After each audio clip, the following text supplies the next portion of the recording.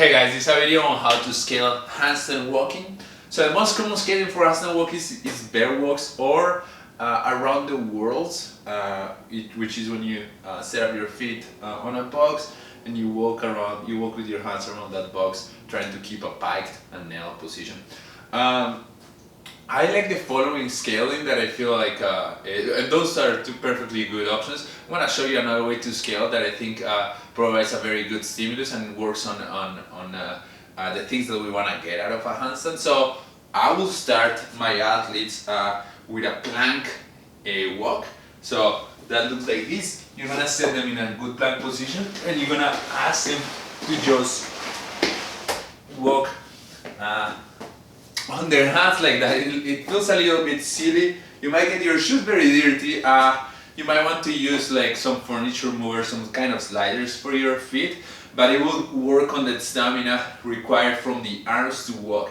And I will combine that walk, which gives stamina on the arms, but it doesn't give the stimulus or being upside down, with shoulder planks, shoulder taps here, right? And so you just combine those two if you can.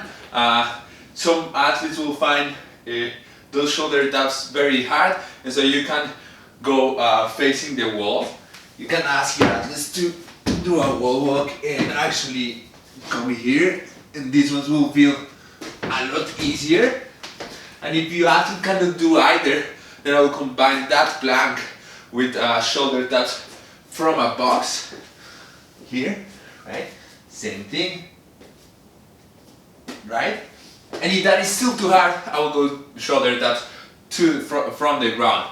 But in any case, my core movement there will be the plank walk, which will stimulate, will give you that stimulus of the walking, and then combine this with taps from either of the positions that I showed you.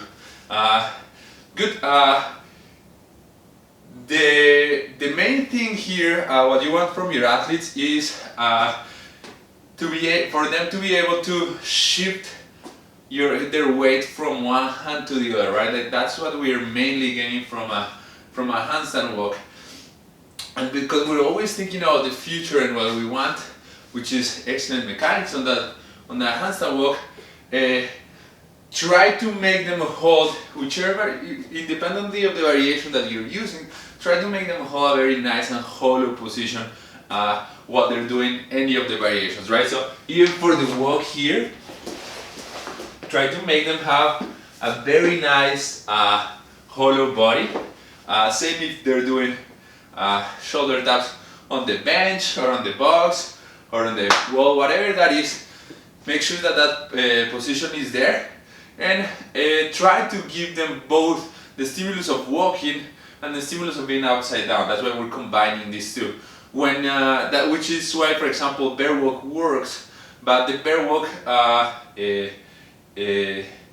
just because you have the legs on the ground,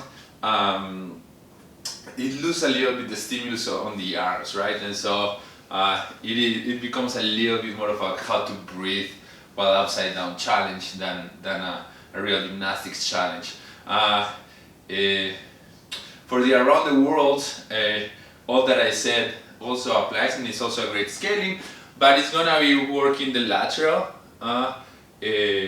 movement, which is not gonna target so much the shifting weight from side to side. It will for sure, but it will not as much as moving forwards or backwards. And so yeah, so those are also valid ways, and the more scaling options that you have in your arsenal, the better. But yeah, give this a try. Plank walks and shoulder taps.